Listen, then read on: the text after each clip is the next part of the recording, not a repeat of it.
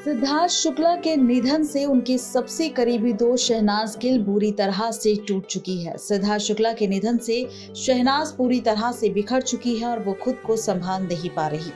सिद्धार्थ शुक्ला के घर पर शहनाज से मिलने के बाद कई सेलिब्रिटीज शहनाज गिल की बुरी हालत के बारे में खुलासा कर रही हैं। ऐसे में राहुल महाजन ने भी शहनाज गिल का दर्द भरा हाल बताया। जी हां, आपको बता दें कि राहुल महाजन ने हाल ही में दिए इंटरव्यू में कहा कि जब शहनाज गिल आई तो वो इतनी जोर से चीखी, मम्मी जी मेरा बच्चा, मम्मी जी मेरा बच्चा। शहनाज सिद्धार्थ के पैर रगड़ रही थी बिना ये जाने कि वो अब इस दुनिया में नहीं रहा। शहनाज पूरी तरह से सदमे में है और इस बात पर अभी भी यकीन नहीं कर पा रही। उसकी हालत और मानसिक स्थिति को देखकर मैं सिद्धार्थ के अंतिम संस्कार के समय में कांप चुका था। राहुल महाजन ने आगे ये भी कहा कि शहनाज पूरी तरह से पीली पड़ चुकी थी, जैसे कोई तूफान आया हो जो सब कुछ धो डालता है।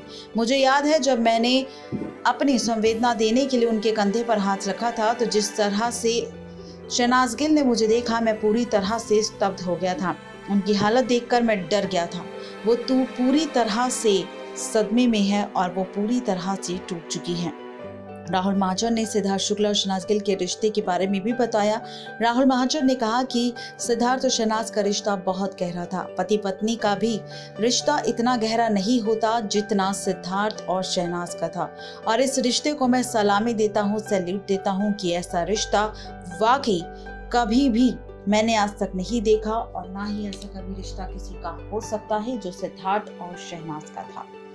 तो ये है पूरी खबर, जहां पर शहनाज चिल्ला चिल्ला कर पूरी तरह से पागल हो गई अपने सिद्धार्थ के लिए और उसके पैरों को रगड़ने लगी, ये सोचकर कि शायद सिद्धार्थ में जान आ जाए और वो उठ जाए। नेक्स्ट टाइम लाइव से रोशनी की रिपोर्ट।